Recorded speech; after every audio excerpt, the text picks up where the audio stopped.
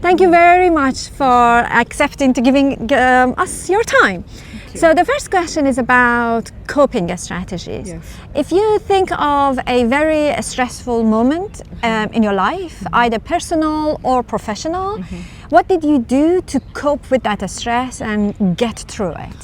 Firstly, I have enough knowledge to understand that the primitive aspect of the brain called the amygdala, I believe, has a flight-fight syndrome to it. And if we simply go with every impulse that we experience, we're not taking advantage of what is also known as the prefrontal neocortex, which asks us to think more rationally about our responses. And I think the moment, and I do put this into practice, the moment I'm feeling stressful, I'm aware of it. And then I'm asking myself the question, is this tantamount to useless suffering? Am I just going with the machine? Or do I have an option to separate out from the, impulse and the driving force behind that impulse to think my way through it? And I don't want to lose energy needlessly. So energy is very precious, mental energy. So that's how I cope, with a little bit of knowledge and insight, and taking personal responsibility for how I feel and how I react. So you practically take a pause and... Indeed. Okay. Yeah. Okay. Perfect. The second question is about learning in life. Yes. So either a way of thinking or a skill that had a huge impact on your life, and you think it is beneficial for more people to know of it. Well, you're asking me a very personal question, because I did give 7 podcasts on the subject of the feminine mind. And I think knowledge is absolutely vital to us.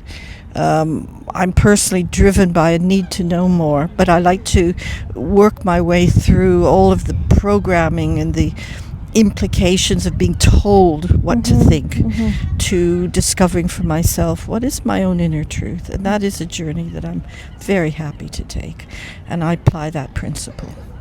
Great.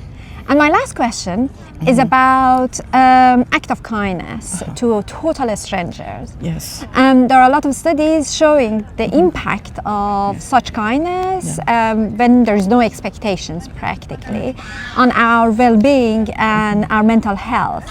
I wonder, and it doesn't matter if you're on the receiver end or you are a giver, I wonder if there is a memory that you can share with us that the impact of such occasion has been left with you. Oh yes, I can.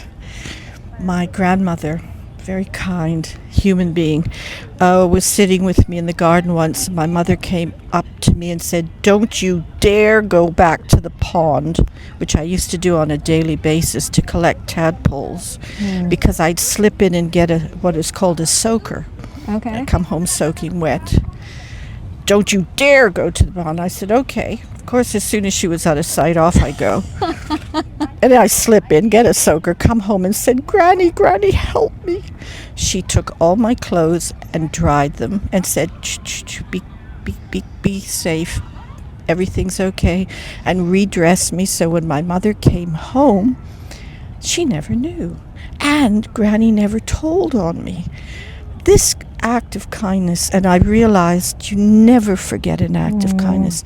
This kindness has given me a life of meaning. It's that central and that important to our well-being. And I try to be kind to other people too, in whatever way is appropriate at that moment. This conversation is an act of kindness. Thank you very much. And your kindness to ask me for my thoughts and feelings. Thank you.